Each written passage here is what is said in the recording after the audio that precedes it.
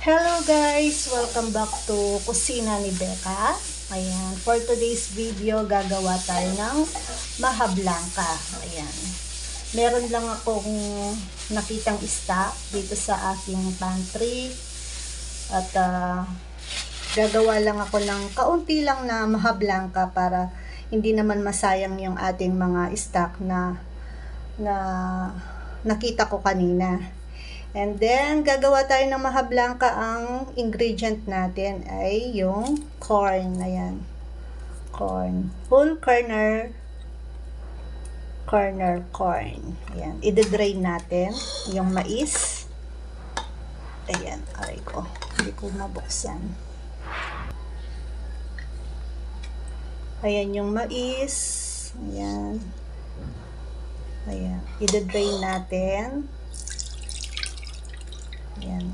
Lahat ng gagamitin kong ingredients, mga sangkap, ay puro ano yan, puro padala lang, free, mga prices, kaya, ayan, para hindi maabot sa expiration date, gamitin na natin, gawin nating maha blanca. Ayan guys, na-drain na natin yung ating corn.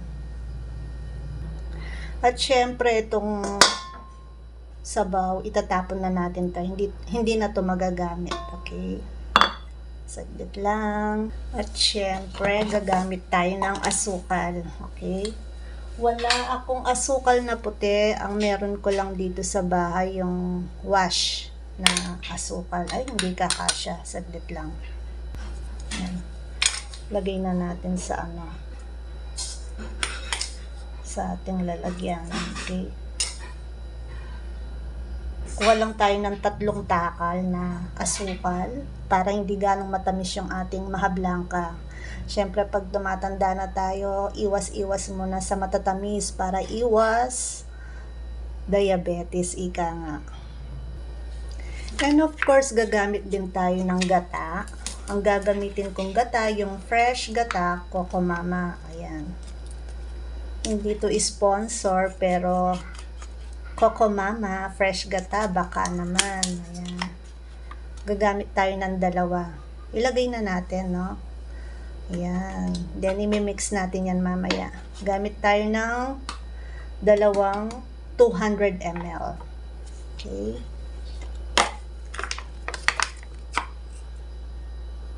Isa pa.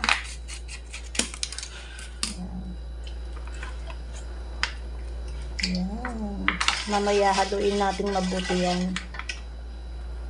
At ito nga palang gamit kong gunting, yung scissor ko is price din to, galing sa Maped. Ayan, Maped Facebook page. Ayan, thank you sa Maped Facebook page.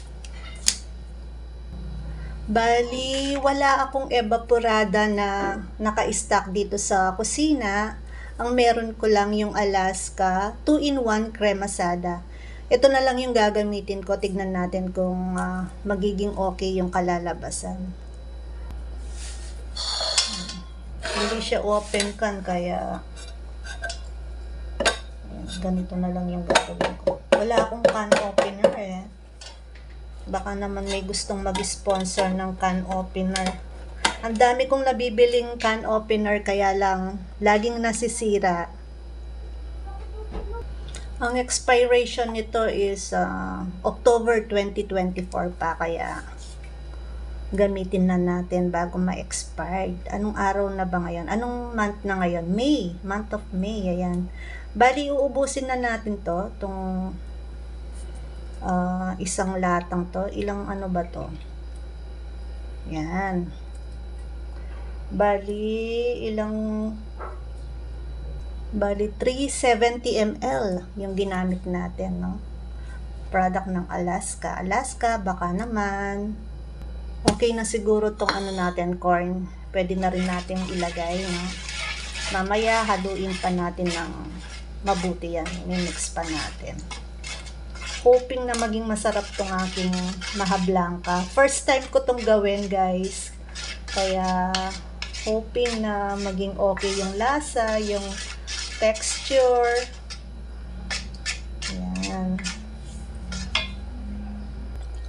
Bali kahapon nagluto yung anak ko dito, kasama niya yung mga klase niya. Meron silang tirang Del Monte fresh cut creamy style corn. And then nasasayangan naman ako kasi konti lang talaga yung ginamit nila. Pero isasama ko siya dito sa Maha Blanca. Tignan natin kung anong kakalabasan, kung magiging okay ba. Kumbaga try and error lang talaga to, susubukan ko. Titignan natin kung anong magiging result mamaya. Meron na siyang corn na ano talaga, 'di ba? Yung tawag dito. Nasaan na ba yung lalagyan? Bali, meron ako na price sa Relish Facebook page, no? Yung whole kernel corn na yan. Kaya yun din yung linagay ko. And tatry din natin to kung magiging okay ba. Ayan, hahaluin lang natin and then lulutuin na natin, no? Bali, medium heat lang yung ating gagawin. Ayan, na-mix ko na siya. Then, habang pinapa-boil natin to, gagawin natin yung cornstarch naman. Ayan. Okay na siguro to. Iaano ko na sa apoy. Ayan. Medium heat lang yung apoy niya. Ayan guys, so open ko na. Ayun. Lakas, no? Bali yung gas stove ko is standard yung tatak. Standard. And then, imi-medium heat lang natin, no? Para hindi masyadong mabigla yung ating lulutuin na Maha Blanca. Okay, habang hinahalo natin, habang hiniintay natin mag-boil, gawin na natin yung cornstarch. Ayan guys, magmi-mix tayo ng cornstarch. Bali, gagamit tayo ng tubig, syempre. Ayan, shoutout din sa nagbigay sa akin ng aking baso. Ayan. Makapal na, parang tasa na baso. Ayan. Maglagay muna tayo ng 2 scoop. Ayan, and then, thank you rin sa Queen. Ayan, Queen Facebook page sa pinadala nilang products. Buksan natin. Kuha lang tayo. Buksan natin. Gamitin natin yung Maped scissor. Ayan. Halos lahat ng ginagamit ko, dinuluto ko, ayan, mga price lang lahat yan. Pati to, price din to sa sa Mass Flex. Ayan, na price ko rin to. Bali, kung hindi ako nagkakamali, 6. Ayan. Konti mo ng cornstarch, tignan natin. Then, imimix natin. Mix. Then, pag nag-boil na yung ating pinapainit na Maha Blanca is ilalagay natin to dahan-dahan. Hindi ko alam tansyain tong cornstarch, pero try and error nga lang. Tingnan natin kung ano yung kakalabasan. Pag hindi pa ganong malapot mamaya, dadagdagan na lang natin ng cornstarch. Using Queen Pure Cornstarch. Ayan. Okay.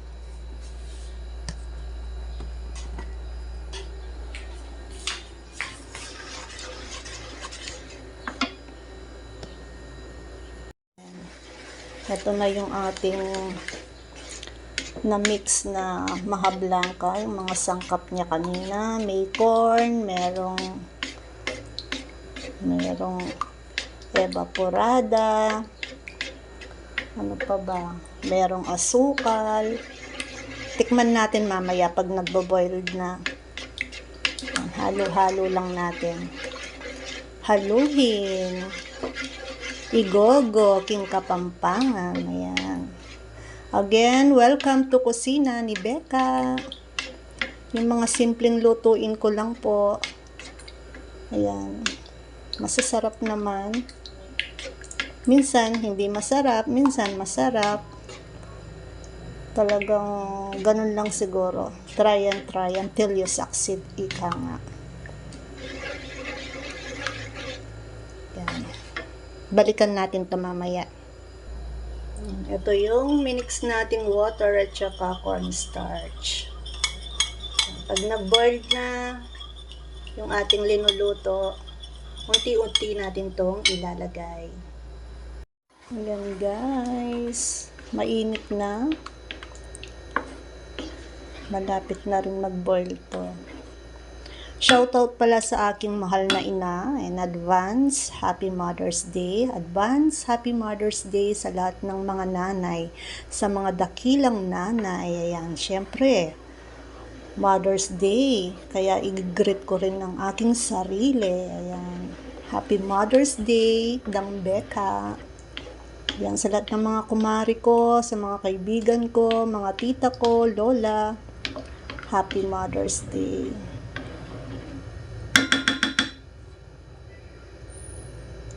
Guys, kumukulo na ang ating minix na mahablangka kanina, no? Sangkap. Mga sangkap natin kanina. Ayan. Yung whole corn natin from Relish Products. Ayan. At syempre, ilalagay na natin yung minix natin kaninang water at saka cornstarch. Ayan. Dahan-dahan natin itong ibubuhos. Ayan. Konti-konti lang.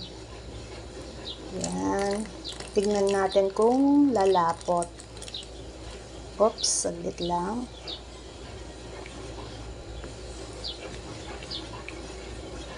Konti pa. Ayan. Bali, ang ginamit kong takal na cornstarch is 2 kutsara, if I'm not mistaken. And then, 2 scoop na tubig. Ayan. Ayan, medyo, tumimbang yung paghahalo ko. Rarayupot na kumbaga, lumalapot na. Ayan. Sabi nila, wag daw hintuin sa paghalo, no? And kailangan medium lang yung ating apoy. Ayan guys. Hanggang sa lumapot yan. Hanggang sa maging parang paste na talaga, no? Ayan. Sobrang init ng panahon. Tapos, ang init pa dito sa akin pinaglulutuan. Pero, sabi nga nila, kung may tiis ganda, tiis, tiis busog. Tama ba yun? Siyempre, pag nagluluto ka, samahan mo ng may pagmamahal na yan, para maging masarap yung iluluto mo, kumbaga. Ayan, mamaya, ilalagay natin to sa isang lalagyanan. Wala akong magandang lalagyanan. Siguro ilalagay ko na lang dun sa dun sa may aluminum kong babasagin. Anong tawag dun? Then, lalagyan ko ng ng dairy cream. Yung ibaba. Para pag binuhos natin yan, hindi siya magdidikit-dikit. Ayan. Mamaya guys, balikan natin, no? Guys, habang hinihintay natin yung ating maluto ang ating mahablangka, punasan ko muna yung ating paglalagyan. Ayan. Thank you nga pala sa Fem Tissue. Ayan. Price ko din to sa Fem Tissue. Salamat. And punasan natin yung ating lalagyan. And thank you rin sa nagbigay nitong ating, ano bang tawag dito? Pyrex to eh. Basta thank you sa nagbigay. Alam ko mapapanood mo to at makikita mo to. Thank you sa nagbigay nito. Punasan natin mabuti. And then lalagyan natin ng Pwedeng mantika, pwedeng star margarine, pwedeng dairy cream, kung anong available sa inyong tahanan, no? Ayan, lalagyan natin. Kaya lang matigas pa tong aking dairy cream. Hayaan muna natin mag-melt, guys, no? Sige, habang linuluto pa natin yung ating maha blanca, hintayin natin mag-melt yan. Mamaya ahaluin natin para mag-spread yung ating mantikilya na dairy cream. Ayan guys, lumalapot na, no? Unti-unti nang lumalapot talaga yung ating ginagawang maha blanca. Lalapot na po guys, malapit na po. Bitak ng gogo at maluluto na ang ating maha blanca. Be patient, sabi nga nila sa pagluluto. Kasi ako madalas pag nagluluto ako mabilis, madalian. Minsan yung mister ko, kalalagay mo lang ng bawang, kakakabit mo pa ng bawang, kakabit mo ng sibuyas, sana pa mo. Akala ko naman hindi ako nahuhuli. Masarap magluto ang aking mister, pero nakakapagluto din naman ako. Kaya lang hindi kasing sarap ng luto niya talaga. Be patient, maghintay lang hanggang sa maluto, lumapot ang ating maha blanca. Naamoy ko na guys, tikman nga natin kung anong lasa. Ito. Mainit. Masarap. Lasang maha blanca naman, no? Tsaka hindi siya matamis na matamis talaga. Okay lang siya. Para sa akin, sakto na. Sakto na dun sa 3 kutsarang asukal na wash. Ali kami kasi magmaputing mayum, puro brown sugar lahat kami. Brown sugar talaga yung ginagamit namin. Before, nagkakape kami yung mga 3-in-1, kaya lang syempre pag nagkakaedad ka na, hindi raw talaga maganda yung 3-in-1 dahil maraming content ng sugar. Kaya ang ginawa namin yung sinasangkapan na lang. Ayan. Kaya yung gamit din namin ng sugar is brown sugar wash. Yan kapampangan. Ayan guys, medyo lumambot na ng konti. No? I-spread natin sa ilalim at saka sa mga side. Yan. Ito palang gamit ko. Ano ba tawag dito? Binili ko to sa saan ko ba ito binili? Sa Mr. Ano nga ba yung pangalan mo?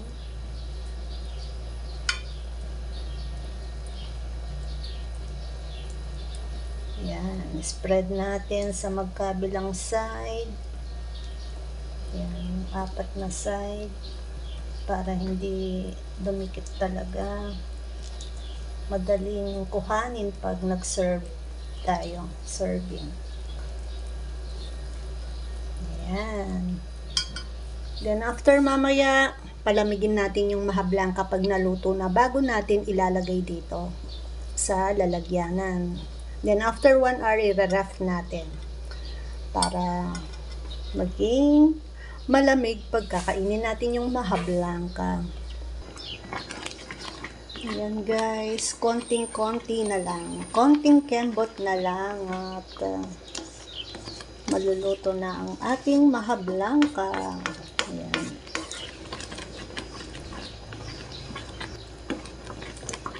Ayan, konti na lang. Actually, hindi naman talaga ako marunong magluto ng maha blanca. Pero nanood lang ako sa YT. Kaya, ayan. Tinignan ko kung ano yung mga ingredients na ginamit. And then, ayun. Meron akong mga ibang products na available dito sa kusina. Kaya, nag-try ako. Ayan. Pag na-perfect ko to guys, sa birthday ko gagawa akong ganito. Matagal pa naman, sa September pa naman. Ayan, konting-konti na lang. Ayan guys, konting-konti na lang. Ayan, sobrang init na dito sa aking pwesto, no? Dapat pala putang magluto kang mahablang ko. Yung gasol mo is bago. Matagal palang iluto itong mahablang ka kasi baka biglang mawalan ka ng gas. Aro, makananumi pang tuloy yung kaya kang mahablang ko. Tuloy lang ang buhay. Magastos yung gas, ne? Pero manyaman naman sigurado ni potang takman din. Ano ko, nino kayang makatakman kin ka na akong mahablang ko. Sana buri din. Again, welcome to kusina ni Becca. Ang ginamit ko palang panghalo dito sa aking mahablangka is yung bamboo. Ayan. Made of bamboo. Para hindi magasgas yung ating anong tawag dito. Hindi naman siya frying pan, no? Bibili ako nito para hindi na ako humiram kay nanay. Baka pagkahiram ko is masira ako, kaya naman sakto naman ginagamit niya para hindi abalang. Ang gandang gamitin, hindi nagdidikit-dikit talaga, oh. Ganda-ganda. Konting-konti na lang. Halos ilang oras na ba akong nagluluto? Halos mag-iisa. Siguro 1 oras bago maluto to. Ayan. Konti na lang.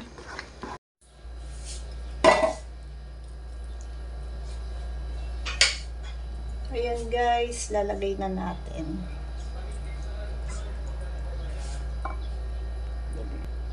Ayan guys. Hindi siya kulay puti, kulay brown siya.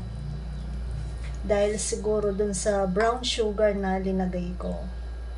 Ayan, sakto lang talaga siya dito sa lalagyanan natin. Ayan. Ayusin ko lang yung pagkakaano. Hindi ako sure kung talagang okay na to, pero dumidikit na siya sa sa sandok ko. Tsaka nagmukha naman siyang paste na. Kaya ayan. Ayan. Okay na guys. Palalamigin muna natin ito bago natin i-ref ng 1 hour. Ayan. Para please, pag kinuha natin, pag nag-serving na tayo, plating, ay hindi ito masira. Kumbaga, pag hiniwa natin is, pa rin, naka-shape siya ng square. Ayan guys. Ito na yung aking mahablangka. Ayan. Dahil konti lang, hindi talaga siya punong-puno. Ayan. Hindi man siya umabot ng kalahati, no? Pero next time, gawin natin tigda 2 lata yung ating gagamitin. Iluluto. Ayan. Palalamigin ko muna and then i-ref natin. Mamaya papatingin ko sa inyo kung paano ko siya ipi-plating. Ayan.